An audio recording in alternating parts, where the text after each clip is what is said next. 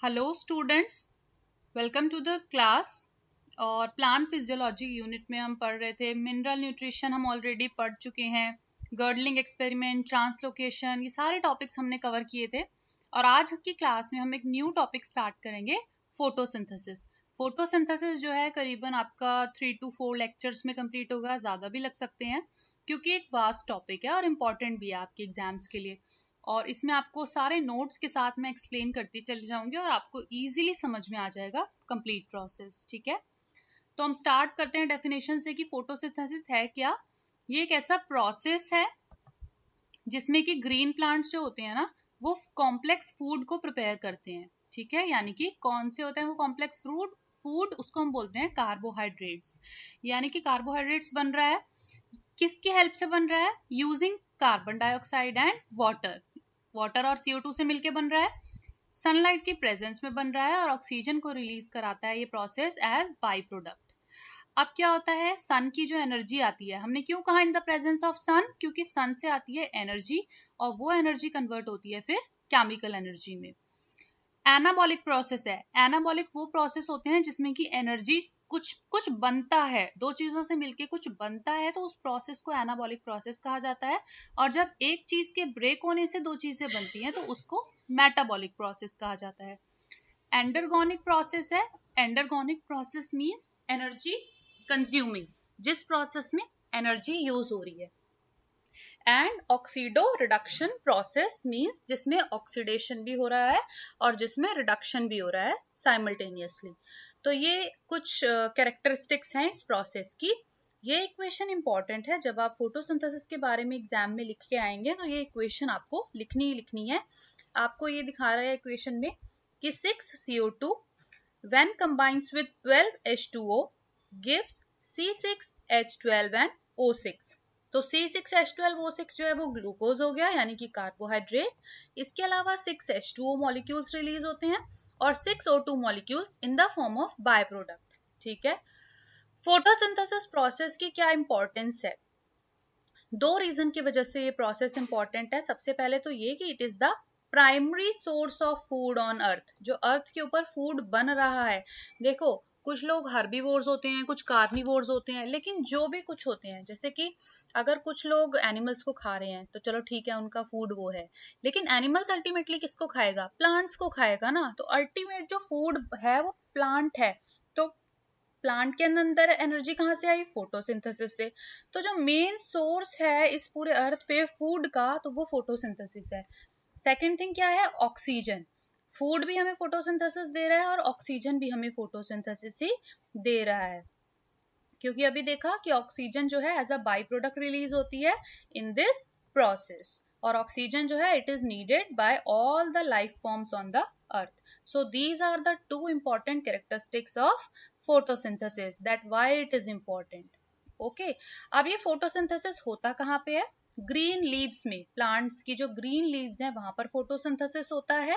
Green leaves में भी कौन सा टिश्यू है जहां पे फोटोसिंथेसिस हो रहा है? मोस्ट एक्टिव है जो मीजोफिल टिश्यू में होता है। ठीक है, मीजोफिल सेल्स में क्या होता है ना, क्लोरोप्लास्ट होते हैं।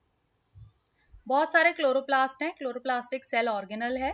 ठीक है, अब इस क्लोरोप्लास्ट के अंदर स्पेशलाइज्ड लाइट को एब्जॉर्ब करने वाले ग्रीन कलर के पिगमेंट होते हैं, जिसको बोला जाता है क्लोरोफिल। यानी कि ये क्लोरोफिल लाइट को एब्जॉर्ब करता है। अब क्लोरोप्लास्ट क्या है? फोटोसिंथेसिस कहाँ पे हो रहा है? फोटोसिंथेसिस हो रहा है क्लोरोप्लास्ट के अंदर। और क्लोरोप्लास्ट क्या है? एक सब सेल्यूलर ऑर्गेनल है। क्लोरोप्लास्ट जो है इसमें डबल मेम्ब्रेन होती है। ठीक है, डबल मेम्ब्रेन होती है। और third system of membrane called thylakoids. अभी फिगर देख के आपको समझ में आएगा आगे। Stack of thylakoids granum form करते हैं। Stack of thylakoid granum form करते हैं और एक ग्राना दूसरे ग्राने से स्ट्रोमा लैमिलेई से कनेक्टेड होता है। और जो थाइलेकॉइड के चारों ओर फ्लूइड कंपार्टमेंट है उसको हम बोलते हैं स्ट्रोमा। इसको देखो मैं आपको फिगर से समझाती हूँ। मैंने क्या कहा था? Double membrane. एक आउटर मेम्ब्रेन हो गई ये वाली, ठीक है, एक हो गई इनर मेम्ब्रेन। ये। और थर्ड मेम्ब्रेन सिस्टम की बात कब हुई थी? जब हमने थाइलेकॉइड्स के बारे में बात की थी। और स्टैक ऑफ थाइलेकॉइड को ग्रेना बोलते हैं। इसका मतलब ये जो एक है ये है थाइलेकॉइड, दूसरा है थाइलेकॉइड। ऐसे जब एक पूरा स्टैक यानी कि पूरा बंडल बन जाता है थाइलेकॉइड्स का, उसको बोलते हैं ग्रेना। मैंने क्या बताया था? एक ग्रेना दूसरे ग्रेना से स्ट्रोमा लैमिलेई के थ्रू कनेक्टेड होता है। ये रही हमारी स्ट्रोमा लैमिलेई, जिससे एक ग्रेना दूसरे ग्रेना से कनेक्टेड होता है। फ्लूइड कंपार्टमेंट यानी कि ये जो फ्लूइड, जहां पे सब में फ्लूइड भरा हुआ है, इसको बोलते हैं स्ट्रोमा, पूरे को। ठीक है, इतने तक हमने डिस्कस किया था। प्रोटीन्स एंड पिगमेंट्स, कौन से पिगमेंट्स हैं?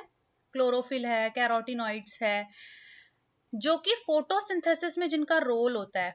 ठीक है, जो लाइट एनर्जी को ट्रैप करते हैं, एटीपी को सिंथेसिस करते हैं, एनएडीपीएच को सिंथेसिस करते हैं। ये सारे के सारे पिगमेंट्स जो हैं ये थाइलेकॉइड की मेम्ब्रेन में प्रेजेंट होते हैं। ये आपको पता होना चाहिए कि क्लोरोफिल कहाँ प्रेजेंट है। तो क्लोरोप्लास्ट के अंदर जो थाइलेकॉइड की मेम्ब्रेन है वहां पे प्रेजेंट है। और ये क्या करता है? लाइट एनर्जी को ट्रैप करता है, साथ ही साथ एटीपी और एनएडीपीएच को सिंथेसाइज करता है।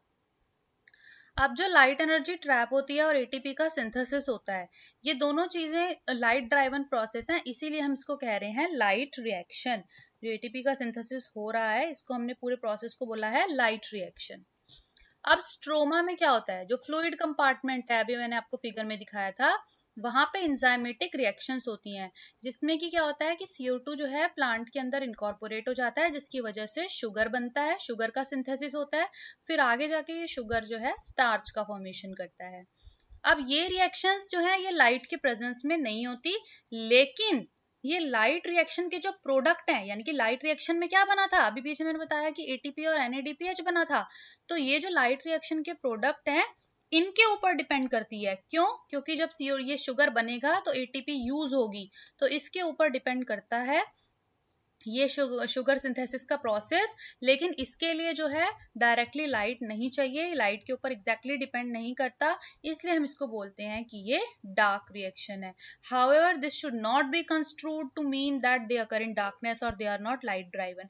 ऐसा नहीं है कि डार्क, आप कहोगे सिंथेसिस ऑफ शुगर जो है वो डार्क की प्रेजेंस में होगा, लाइट की प्रेजेंस में नहीं होगा। नो, इसको हमने डार्क रिएक्शन इसलिए कहा क्योंकि डायरेक्टली लाइट पे डिपेंड नहीं करती है, लाइट रिएक्शन के प्रोडक्ट पे डिपेंड करती है ये जो प्रोसेस है, ये जो डार्क रिएक्शन है, यानी कि शुगर का जो सिंथेसिस है, जो कि स्ट्रोमा में हो रहा है। ठीक है, सो होप कि आप लोगों को क्लियर हो गया होगा काफी कुछ कि फोटोसिंथेसिस क्या होता है, क्लोरोप्लास्ट का क्या कॉन्सेप्ट है, ये क्लोरोप्लास्ट का स्ट्रक्चर है। अभी ये फर्स्ट लेक्चर था, हमने बेसिक्स डिस्कस किए हैं।